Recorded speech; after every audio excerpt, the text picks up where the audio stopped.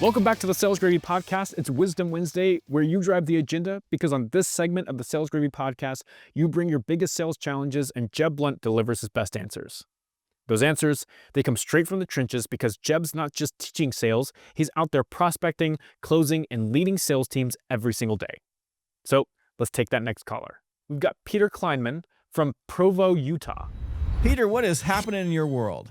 It's great to be here. I'm studying at BYU right now, and I'm the sales and marketing guy for my father's new startup that he's working on. Essentially, like, my four other brothers were tasked with doing like the data analytics and like the actual product, and they said, "You'd like to talk to people, so your job is to like do all the sales and marketing." I said, "Okay."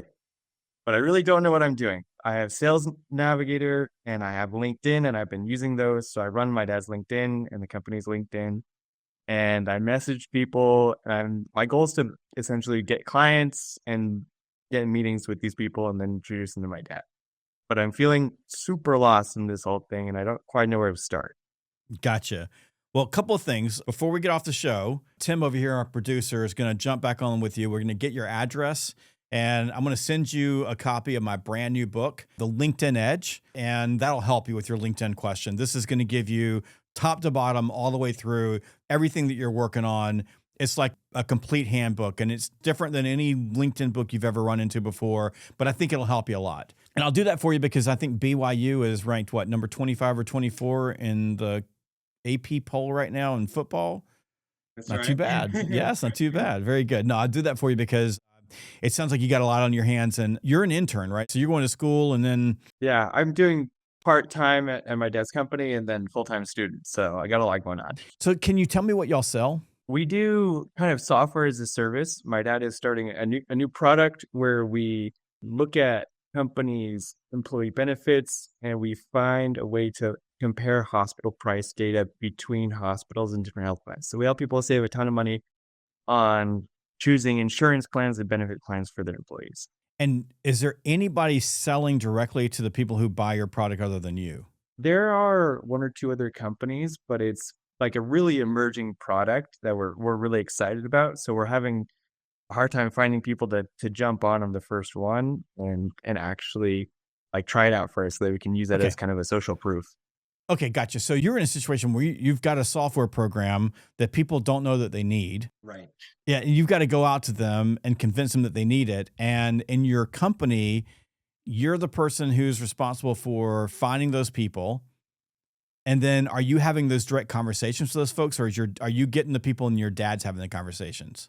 Right now, it's kind of me and my dad are having those conversations, but he'd like to move it so where I'm the one having those conversations with the people. Okay, very good.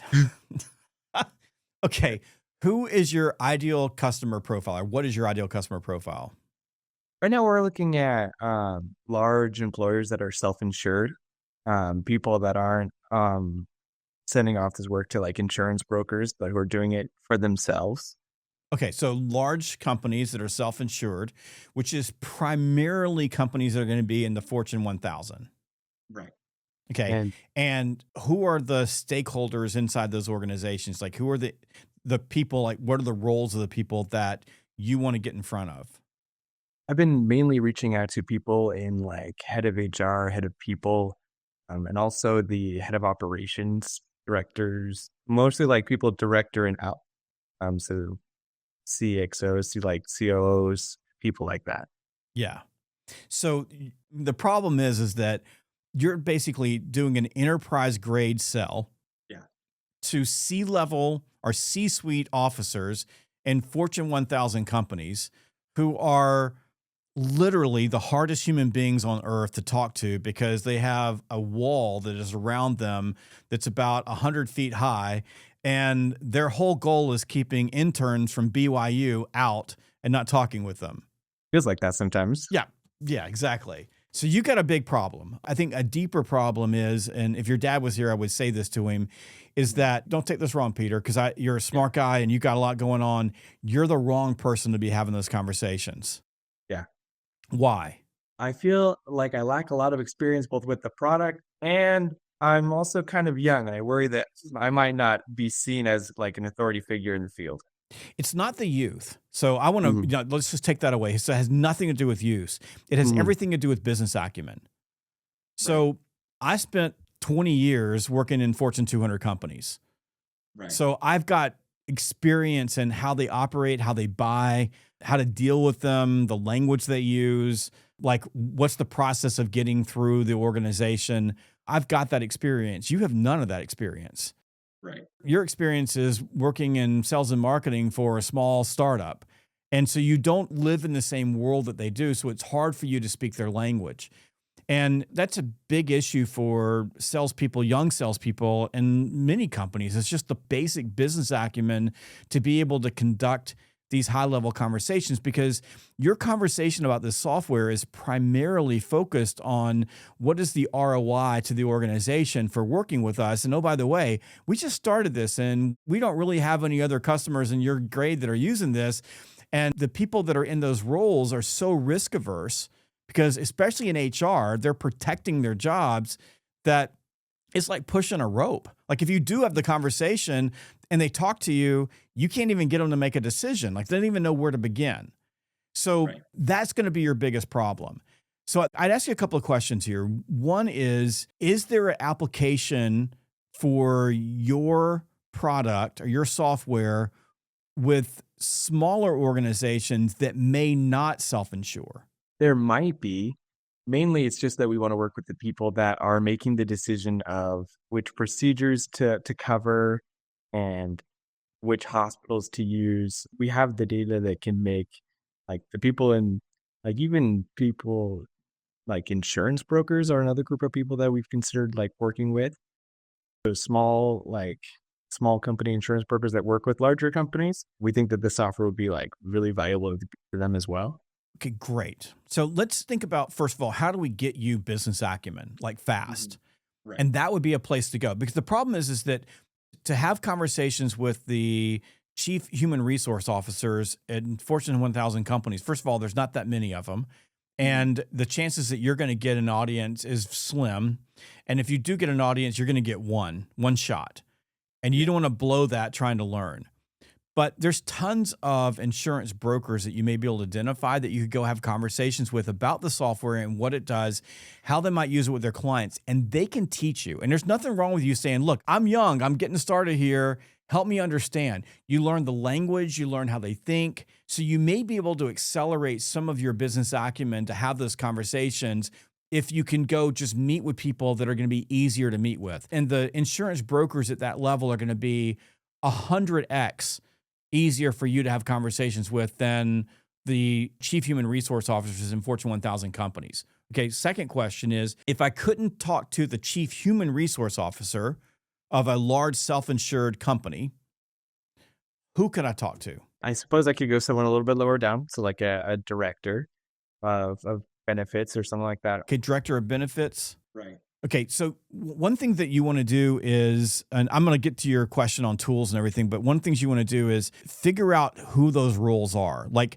and not just like a director of benefits, but are there different titles that those people go by? Are there lower level people in the organization that are responsible for dealing with the employees that help them make those decisions that you could talk to? And let me give you an example of this. So I had a client of mine that was out in Colorado, their software company.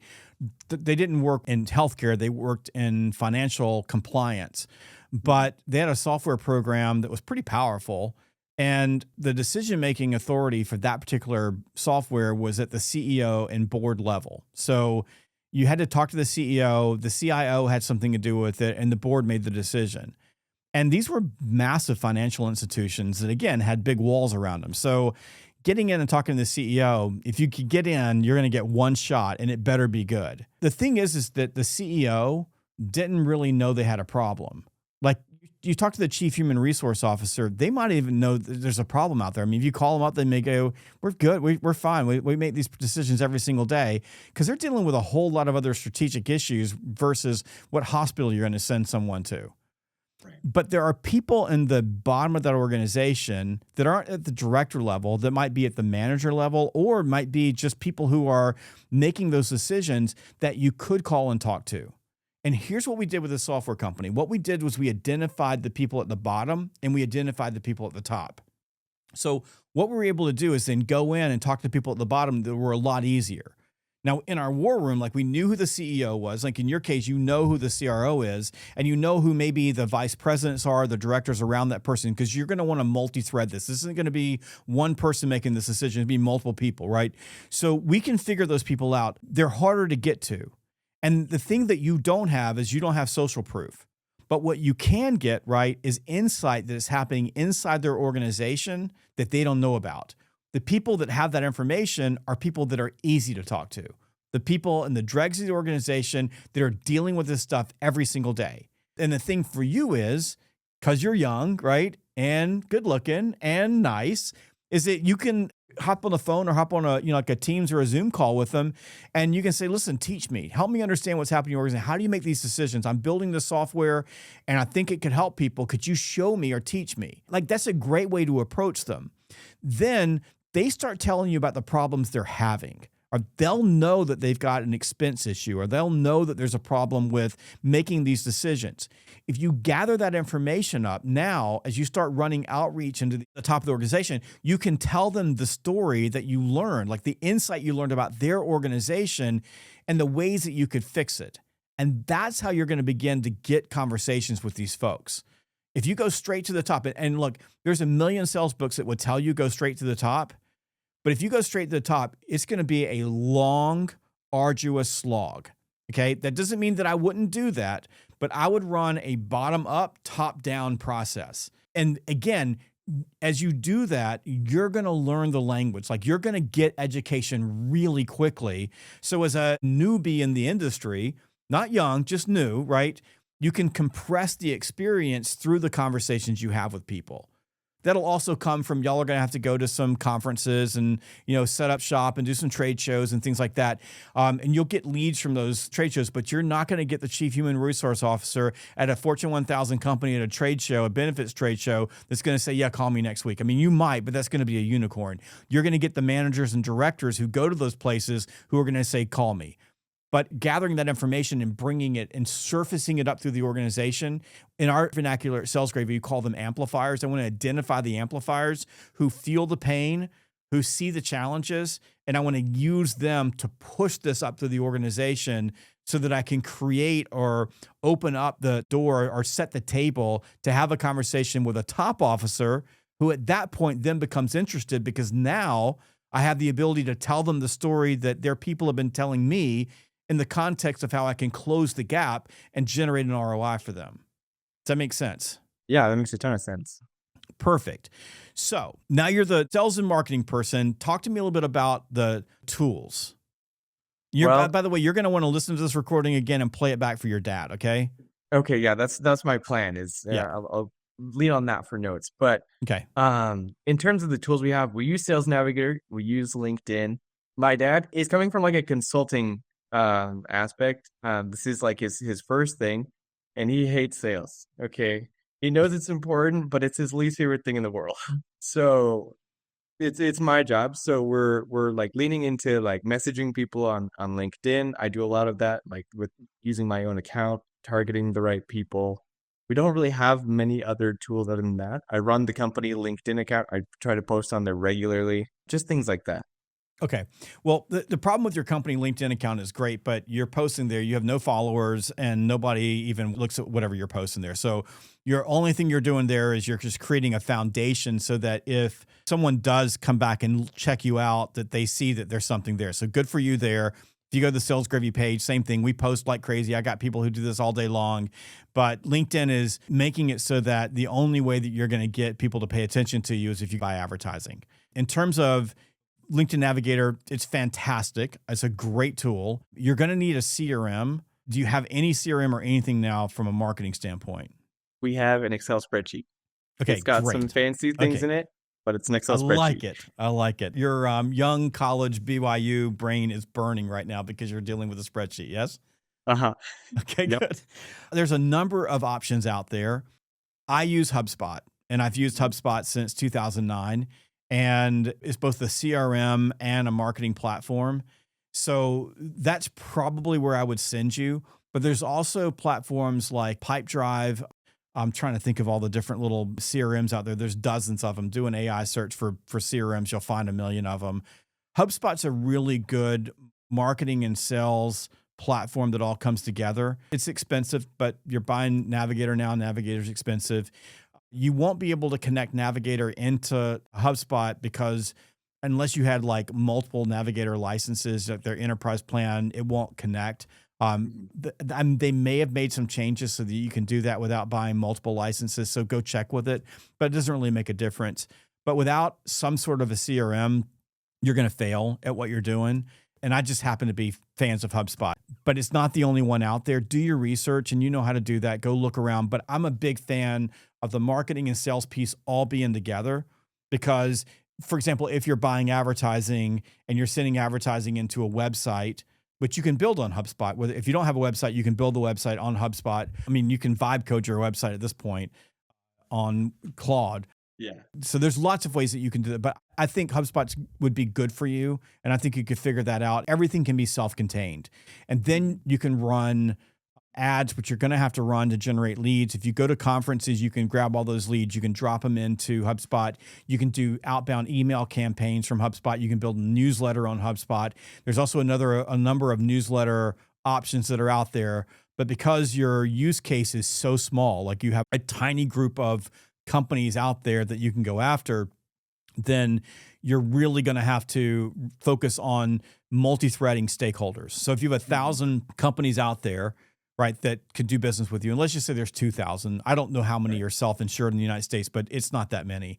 Let's just say there's 5,000. So 5,000 total companies are self-insuring at a scale that would make them an ideal customer for you. Mm-hmm. Inside those 5,000 companies, there's probably 10 people you need to know. So now you've got 50,000 people. You can manage that in HubSpot. You can use that to do outreach. You can use that for newsletters, advertising, build your website on HubSpot, all of that there. That would be the place that I would go.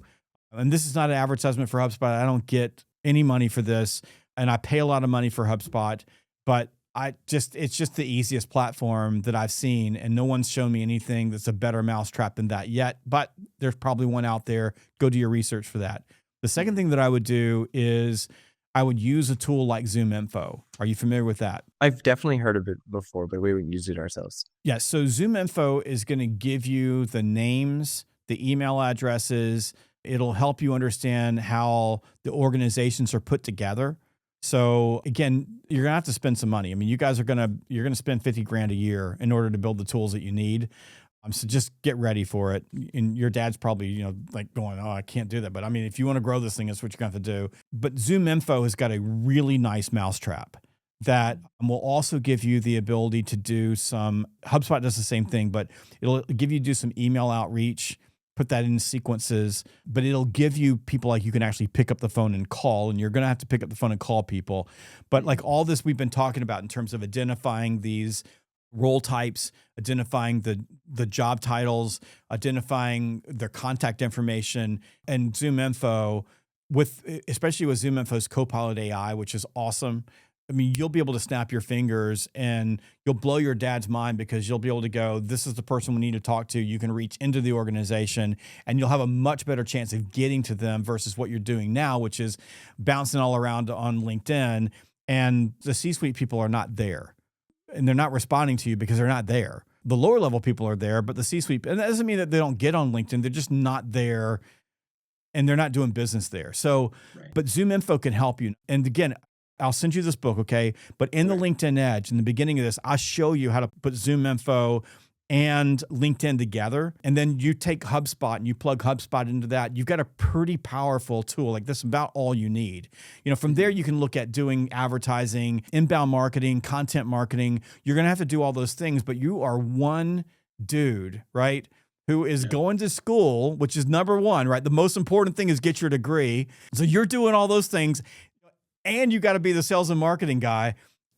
It's harder, but if you work with those tools, again, I want to be clear, this is going to be expensive. I'm also going to show you in this book how to pair that with your AI So, think in my world, I'm using ChatGPT, Claude, and Gemini. And Gemini is what we use throughout. Everybody on my team has Gemini. So we're using all of those tools together. All of that will help you like pull that in. And then you should be able to use like ChatGPT to help you build your website and all the landing pages and everything that you need on HubSpot, and like all the code that you need. Just tell it what you want. It'll all do it all for you. That's what I would do if I were you. I mean, I would put all that together. But other than that, you're going to have to like accelerate your experience really, really quickly. And then, you're going to have to find places where you can go meet people face to face. But that's my best advice for you. Gotcha. That sounds super helpful. I think that I can definitely get a jump start on those things. Beautiful. And we're going to do one more thing for you, Peter. Okay. It's just because you're so awesome. So we're going to get your address off air. Okay. And I think we have your email address. I'm going to have Brooke Ann from my team send you a code, okay? So you can get into SalesGravy University. And awesome. If you haven't heard of SalesGravy University, it's like the most powerful sales training engine on earth. But we're going to get you in there. You'll be able to take live courses on sales. And I know your dad hates sales, so we're going to teach you how to love sales, right? Live courses there. And you'll be able to take digital courses there. So it's going to be like your other college education. So she's going to send that to you. If for some reason or another, you don't get that email today, okay? It went to spam someplace else. I think, Tim, you've got email address. Okay. Get back with Tim and let us know, and we'll make sure that you have it. Okay.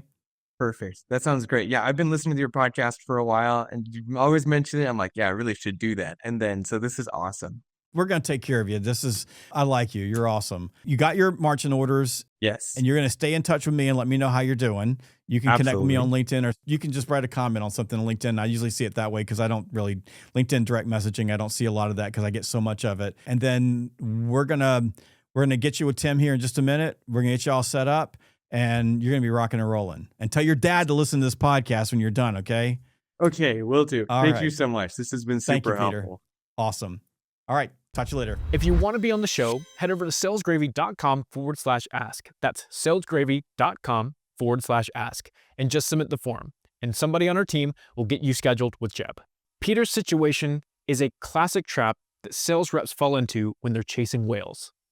A brand new solution with little social proof aimed straight at the C-suite decision makers who are surrounded by walls 10 stories high. The smartest path is to build business acumen by talking to the people closest to the pain. In Peter's situation, the benefits managers, and especially the brokers. And then use what you learn as insight to multi-thread your way up to the VPs and the CHROs. In parallel, tighten up your stack. Get a real CRM, add data, or a source of truth tool like ZoomInfo. Keep Sales Navigator for targeting, and this matters, pick up the phone. Create a named account list, identify 8 to 12 stakeholders per account, and run short, tight prospecting sequences that mix dials, emails, and LinkedIn touches. Your message should lead with observations from the field. Quote, here's what your team is telling us, and the operational impact that you can improve, like costs, risks, and speed, not your features. That's how you earn conversations when your logo stack is still small. And also remember this. When you're tired and you've been working all day long and getting no conversations and you're ready to go home, pick up the phone and make one more call. Jeb Blount Jr., and we'll catch you next time on the Sales Gravy Podcast. Thank you so much for watching this video. Please make sure to click like and subscribe so you never miss a single video. And if you want more sales training content, go to learn.salesgravy.com.